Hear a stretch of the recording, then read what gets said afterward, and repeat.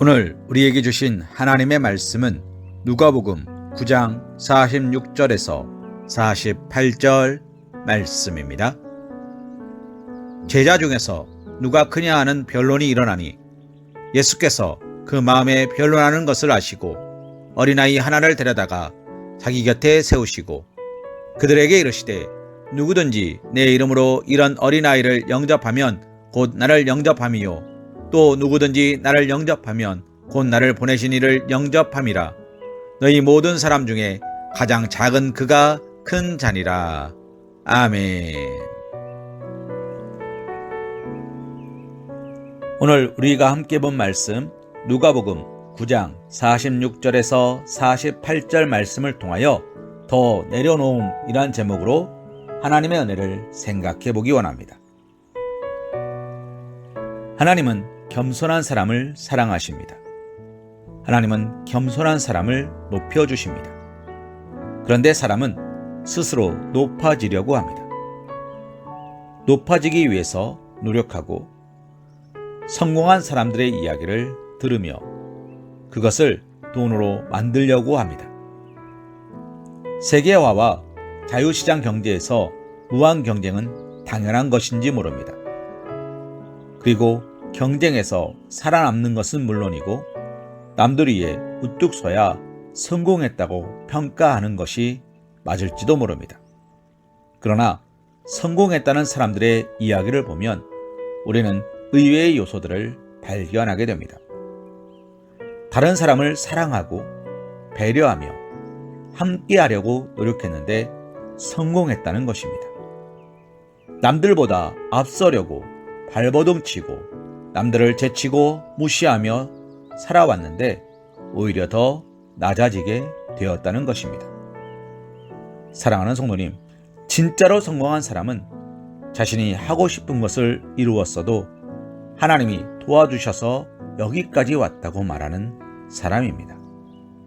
하나님께서 협력자를 만나게 해주시고 하나님이 좋은 동역자를 붙여주셔서 함께 일하게 되었다고 늘 고백하는 사람입니다. 나아가 위기를 만났을 때는 하나님이 피할 길을 주셨다고 고백하는 사람입니다. 이처럼 겸손한 사람을 하나님이 축복해 주시지 않으시겠습니까? 예수님께서 제자들을 부르셨습니다. 나를 따르라고 하셨고 사람을 낚는 어부가 되게 할 것이라고 말씀하셨습니다. 그래서 제자들은 예수님을 따라다니며 함께 살아가게 되었습니다. 예수님의 제자들 중에는 형제도 있었고 친구 사이도 있었습니다. 같은 곳에 있다 부름받은 제자도 있었고 부름을 받은 시간의 차이가 있기도 하였습니다. 예수님이 찾아오셔서 부름을 받은 경우도 있었고 이미 제자가 된 친구의 소개로 제자가 된 경우도 있었습니다. 제자들이 예수님을 따라다니며 배우고 함께 살았습니다. 그러나 함께 살아가다 보면 갈등은 일어나게 되어 있습니다. 어떤 일을 할 때 주도권을 갖고 싶은 사람도 있고 선생님으로부터 칭찬을 받고 싶은 사람도 있습니다. 내가 누구보다 더 잘해야 하겠다는 경쟁심을 갖게 되는 것입니다.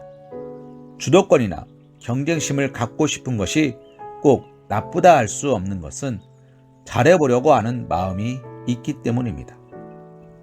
그러나 주도권과 경쟁심이 부딪힐 때 거기에 자존심을 세우는 것까지 결합되면 갈등은 분명히 일어나게 되어 있습니다. 오늘 말씀에 보면 제자들 중에서 누가 크냐는 변론이 일어났다고 합니다. 예수님은 제자들에게서 커지려는, 높아지려는 마음을 보셨습니다. 세상의 기준으로 큰 것을 좋아하고 큰 것을 따르려는 그 마음을 보셨습니다. 사랑하는 성도님, 예수님은 제자들이 다툴 때에 어떻게 하십니까? 저 같으면 왜 싸워? 형제끼리 싸우면 안 돼? 아니면 그런 일로 다퉜다고 양쪽 다 나쁘다고 나무랍니다. 그러나 예수님은 이와 같은 방법을 택하지 않으셨습니다. 예수님은 제자들이 다투는 것을 보고 판결하지 않으십니다. 예수님은 그때 제자들을 가르치려고 하셨습니다. 예수님은 제자들이 변론하는 것을 알고 계셨습니다. 다툼의 상황을 보시고 판결을 보다는 가르침을 주시는 것입니다. 예수님은 어린아이 하나를 데려다 자기 곁에 세우셨습니다. 그 어린아이를 실제로 보여주셨습니다. 이유가 무엇입니까?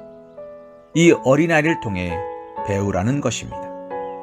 예수님께서는 제자들에게 이렇게 말씀하셨습니다. 누구든지 내 이름으로 이런 어린아이를 영접하면 곧 나를 영접함이요. 예수님 당시의 어린아이는 사람 숫자에 들어가지 않았습니다. 어린아이를 귀하게 여기는 경우는 왕가 혹은 귀족 집안의 아이거나 손이 귀한 집안에서 대를 이을 아이만 귀하게 여기곤 했습니다. 그러나 예수님께서는 그처럼 하찮게 여겨지는 어린아이를 영접하라고 하셨습니다. 그것도 예수님의 이름으로 영접하라 말씀하셨습니다. 예수님의 사랑으로, 예수님이 가지신 은혜의 관점으로 어린아이를 이해하고 포용하라 말씀하시는 것입니다. 이 말씀은 말씀을 듣고 순종하고 예수님의 마음으로 약한 사람을 사랑하고 이해하고 용서하라는 것입니다. 그것이 곧 은혜이며 그리스도인이 예수님을 영접함이라고 말씀하시는 것입니다.